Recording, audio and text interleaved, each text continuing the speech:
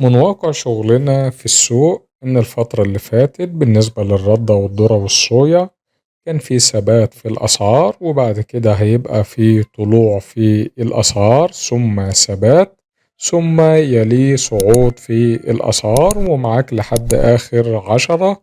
بعد كده هيبقى في ثبات ثم نزول في الأسعار بالنسبة للردة لحد شهر 2 والذرة والصويا لحد شهر 6. السلام عليكم، أهلا بيكم بفيديو جديد على قناة الزراعة الحديثة.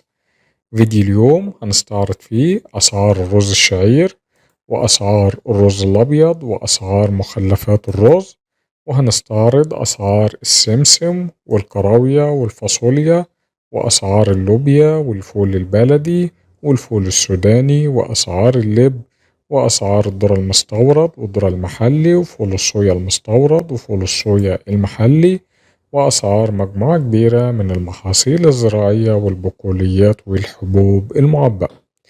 لو عايز تعرف كل ده وأكتر اشترك معانا في القناة عن طريق الضغط على زر اشتراك وتفعيل زر الجرس علشان يوصلك تقرير يومي بأسعار الرز الشعير والمحاصيل الزراعية. قبل ما نبدأ في التفاصيل كنت عايز أعرف حضراتكم إن نجح فريق بحث علمي من كلية الزراعة بجامعة كفر الشيخ في تسجيل سلالات جديدة متفوقة من اللوبيا، وهي 3 أصناف: كفر الشيخ 2 وكفر الشيخ 3 وكفر الشيخ 4، بالإضافة لصنفين كمان من التوم وهما طيبة 1 وطيبة 2.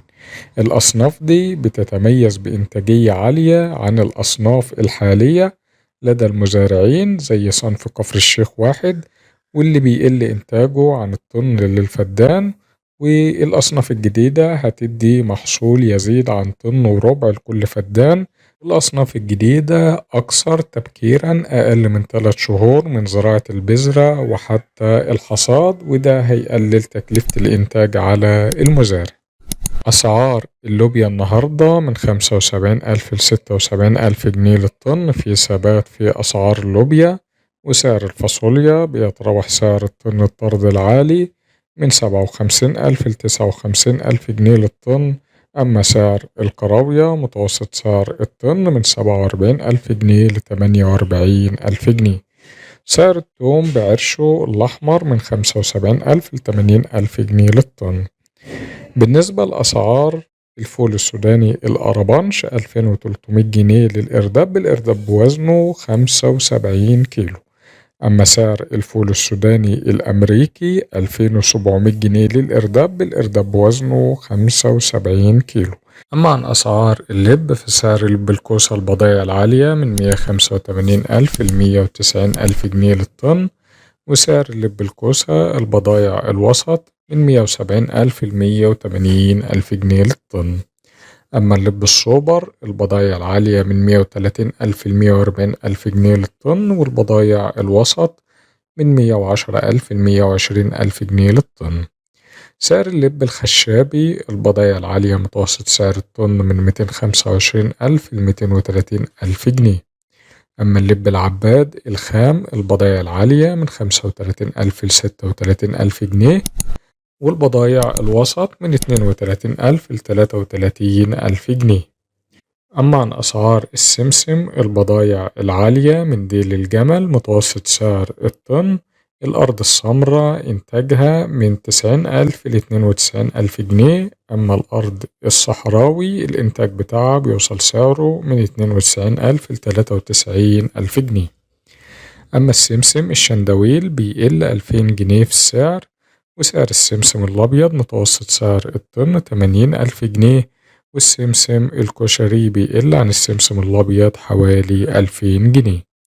بالنسبة لأسعار الفول البلدي في ثبات في أسعار الفول البلدي. التلاجات الإرداب 155 كيلو بيتراوح سعر الإرداب للبضايع العالية من 5300 جنيه ل 5400 جنيه. أما البضايع الوسط من 5000 جنيه ل 5200 جنيه. سعر الفول الأسباني التلاجات الإرداب 155 كيلو 5100 جنيه.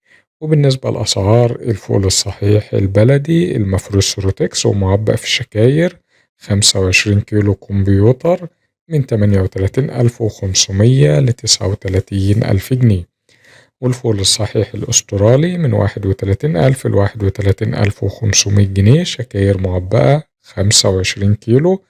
أما الفول الصحيح الإنجليزي من 29,000 ل29,500 جنيه للطن شكاير معبأة 25 كيلو، والفول المجروش الأسترالي 35,000 جنيه للطن شكاير معبأة 25 كيلو.